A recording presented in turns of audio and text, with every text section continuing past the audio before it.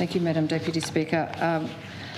Well, on behalf of the Greens, I'm glad that the AFAC report has been concluded, has been tabled, and I look forward to reading the findings when I have a copy myself, but some things are known to us, and some copies of that report have been available, and I will speak to some of the things that have been raised and the Minister's comments. But first of all, I was one of the people in Tasmania who happened to observe the lightning strikes that happened in December, and I have never seen anything like it before. It was an awesome and frightening experience because I was aware of the potential of what could happen. And on behalf of people who experienced the fires that followed, the people of the Huon Valley, the people of the Central Highlands, the people in the West Coast, I want to sincerely thank all the people who put their lives on the line to protect rural communities, to work for weeks, months, putting out fires, cleaning up, doing hard, dirty, dangerous work. And I want to thank all the people who supported those firefighters, who cooked meals, who made beds, who donated their time, who put their lives on hold for months. People like staff and volunteers in the Huon Valley who set up an amazing emergency crisis centre, and everyone in their communities put their lives on hold for months and months. So, Madam Deputy Speaker, all those people should know that there is a deep debt of gratitude from people in the community, and it is that strength of community that keeps us going through these hard experiences. I also want to thank and acknowledge the hard work of people who were working in the emergency centre, and of people in the conservation movement who spoke so strongly and so clearly about the risks and their concerns about the potential for great damage in the Tasmanian Wilderness World Heritage Area, for other beautiful places that we love and are custodians of on this planet. And indeed, what we know is that 210,000 hectares of Tasmanian landscape was burnt. Some of it was the best of Gondwanan forest and paleo-endemic flora that will either not recover at all or will take decades or centuries, Madam Speaker, to recover. So those fires were truly cataclysmic. They burnt across some 3% of the Tasmanian landscape. And the terrible thing, Madam Speaker, is that we can expect more of these sorts of fires to occur in the future.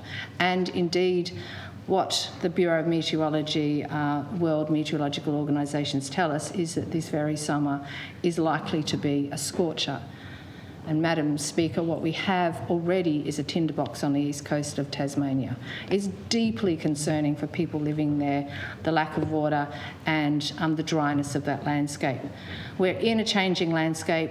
We know that fires will happen more frequently. We know that the lightning strikes will happen more frequently. And what we have to do is to muster ourselves to change our business as usual approach and to take this seriously. So I am glad that the AFAC review is completed, and I've listened to the Minister's speech, and it's pretty clear that the Minister is avoiding some uncomfortable truths, and that is that there were three serious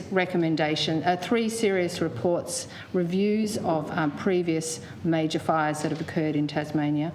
This Liberal government came in 2014 and did not implement recommendations, did not implement major recommendations from those reviews. The previous police emergency services minister did not prioritise budgetary resources to remote area teams, did not do what the United Firefighters Union requested, did not prioritise a cost-neutral wildfire response capability in remote areas. Although the United Firefighters Union Tasmania branch wrote to the Minister, they developed a proposal in 2017 and they wrote a letter pleading the Minister in September 2018 to have a trial of their proposal in place for last year's fire season. The previous Minister, Michael Ferguson, did not take up that work, did not take up that proposal. And Madam Deputy Speaker, when Ms O'Connor and I, Senator Nick McKim and others, people from the conservation movement, people with great expertise, ecologists, conservationists, foresters, people who understand organic peat soils in Gondwanan landscapes, who understand that, went and spoke with the people in the fire service, there was a complete disregard for the serious questions raised by those people about the Gel River fire, and the fact that what we have in front of us is not, it doesn't let the government off the hook on this at all, because as I understand, although the AFAC review finds that emergency services acted appropriately, the kicker, Madam Speaker, is they acted appropriately with the resources they had. And clearly that is the point. This government has refused to resource the sorts of human resources, equipment and facility that we know we have to have. It is no longer acceptable.